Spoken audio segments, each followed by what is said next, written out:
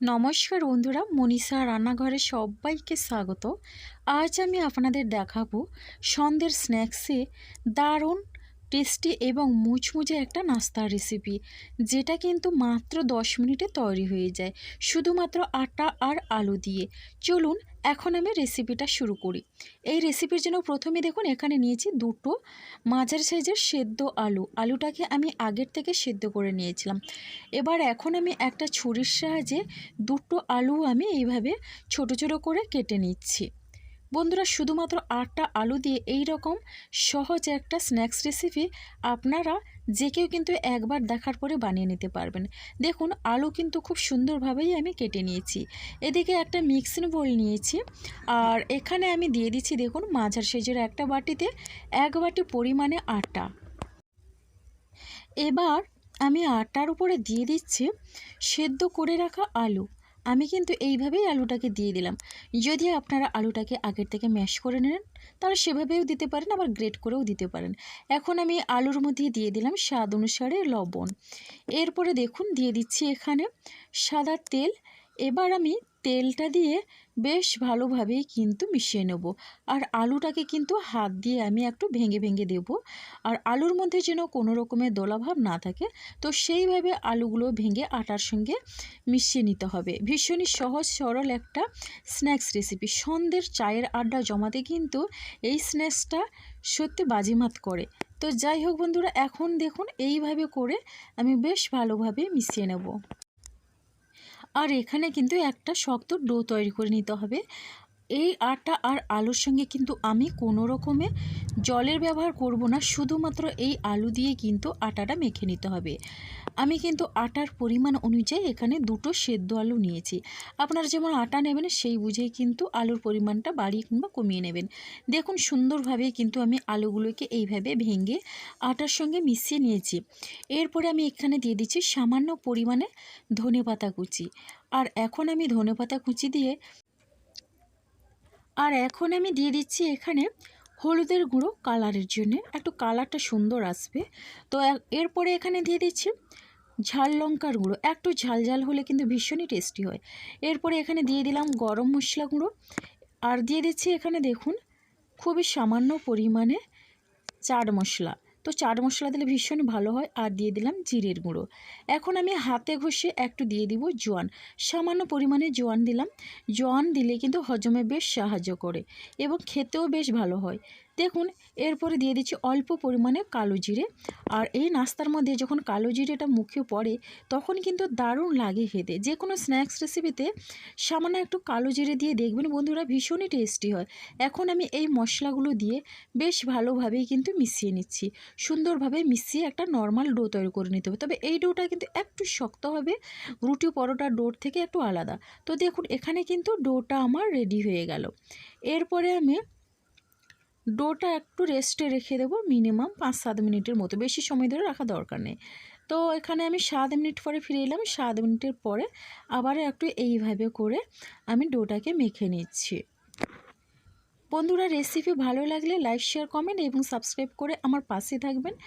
তো নতুন বন্ধুরা আপনারাও যারা চ্যানেলটিকে সাবস্ক্রাইব করেনি প্লিজ সাবস্ক্রাইব করে পাশে থাকা বেল আইকনটি প্রেস করে নোটিফিকেশান অল করে দেবেন, তাহলে কিন্তু সবার আগে আপনারা নোটিফিকেশান পেয়ে যাবেন। দেখুন একটা ডো থেকে আমি এখানে 3টে লেচি কেটে নিলাম। এবার একটু বড় বড় করে কিন্তু লেচি কেটে নিয়েছি। লেচিগুলোকে হাত দিয়ে সুন্দরভাবেই প্রথমে আমি গোল করে নিলাম।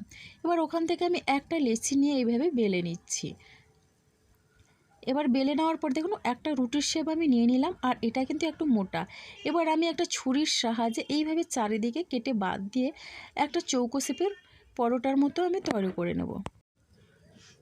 এবারে দেখুন বন্ধুরা, এখানে কিন্তু আমি চারিদিক কেটে এইভাবে বাদ দিয়ে দিলাম।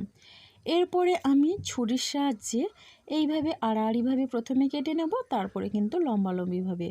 দেখুন আমি কিন্তু ছোট ছোট বরফির মতো করে কেটে নিচ্ছি। খুবই সহজ হয়। আপনারা কিন্তু একটু বড় করেও কেটে নিতে পারেন বা এর থেকে ছোট করেও কেটে নিতে পারেন। আমি কিন্তু এইভাবে করে কেটে নিলাম। আর এগুলো কিন্তু বেশি মোটাও না আবার বেশি পাতলাও করে না, দেখেই বুঝতে পারছেন। এইভাবে করে কিন্তু সবগুলো তৈরি করে নিতে হবে। তো এখন আমি একটা প্লেট নিয়েছি, আর প্লেটের মধ্যে একটা করে তুলে আমি সাজিয়ে রাখছি। তো দেখুন বন্ধুরা, প্রথমে একটা এখানে রেডি হয়ে গেল, আবারও আমি একটা লেচি নিয়ে একই রকমভাবে কিন্তু আমি টিফিনগুলো বানিয়ে নেব। এগুলো কিন্তু বানাতে খুবই সহজ লাগে আর খেতে লাগে অসাধারণ, ভীষণ মুচমুচে এবং কুড়কুড়ে লাগে খেতে। একই রকমভাবে আমি এটাও তৈরি করে নিচ্ছি। তো খুব সহজ পদ্ধতিতেই তৈরি হয়ে গেল। তো দেখুন বন্ধুরা, সবগুলো আমি তৈরি করে ফিরে এলাম, আর দেখেই কতটা কিউট লাগছে দেখেই বুঝতে পারছেন। এবার এই স্ন্যাক্সগুলি ভেজে নেওয়ার জন্য আগের থেকে আমি একটা ফ্রাইং প্যানের মধ্যে তেল গরম করতে দিয়েছিলাম। তেলটা বেশ ভালোভাবে প্রথমে আমি গরম করে নিয়েছি, এরপরে কিন্তু গ্যাসের ফ্লেমটা মিডিয়ামে রেখেছি। এখন আমি একটা করে এই নাস্তাগুলো দিয়ে দিচ্ছি। তো দেখুন বন্ধুরা, এখন দিয়ে আমি এইগুলো কিন্তু উল্টে পাল্টে লাল লাল করে একটু ভেজে নেব।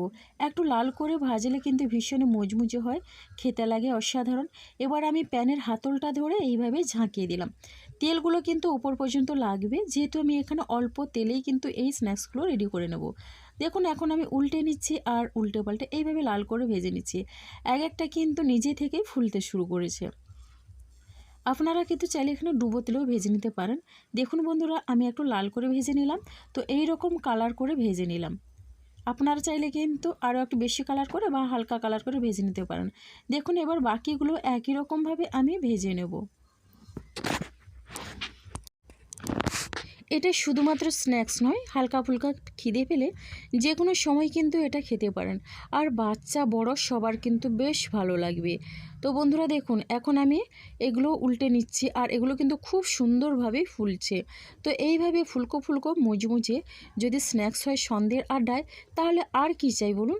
দেখুন এইভাবে করে আমি বাকিগুলোও রেডি করে নিলাম। এখানে কিন্তু আমি এইভাবে হালকা কালার করে ভেজে নিচ্ছি, হালকা লাল কালার করে ভেজে নিতে হবে। প্রত্যেকটা কিন্তু খুব সুন্দরভাবে ফুলেছে আর অনেকটা কিন্তু লোভনীয় হয়েছে। এবার দেখুন আমি পরিবেশনের জন্য একটা প্লেটের মধ্যে নিয়ে নিচ্ছি বন্ধুরা। আর আপনারা আওয়াজটা শুনেই নিশ্চয়ই বুঝতে পারছেন কতটা মুচমুচে হয়েছে। তো বন্ধুরা, একবার হলেও আপনারা ট্রাই করবেন, আর কেমন লাগলো কমেন্ট করতে ভুলবেন না। আপনাদের একটা মিষ্টি কমেন্ট কিন্তু আমাকে অনেকটা উৎসাহ দেয় নতুন নতুন রেসিপি বানানোর জন্যে। দেখুন বন্ধুরা, খুব সুন্দরভাবে রেডি হয়ে গেছে, আর এক একটা ফুলে একেবারে বস্তা হয়ে গেছে। তো কেমন লাগলো রেসিপিটা দেখুন, মাত্র 10 মিনিটেই কিন্তু এটা তৈরি হয়ে যায়, বেশি সময় লাগে না।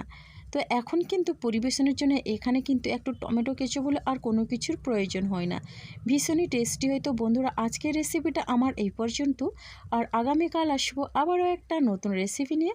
আপনারা সবাই সুস্থ থাকুন, ভালো থাকুন, অসংখ্য ধন্যবাদ, আর অনেক অনেক ভালোবাসা রইল আমার সোনা বন্ধুদের জন্যে। তাহলে বন্ধুরা, দেখেই বুঝতে পারছেন সবগুলো কিন্তু ভীষণই মুচমুচে হয়েছে। একবার হলেও ট্রাই করবেন, আর অবশ্যই একটা কমেন্ট করবেন।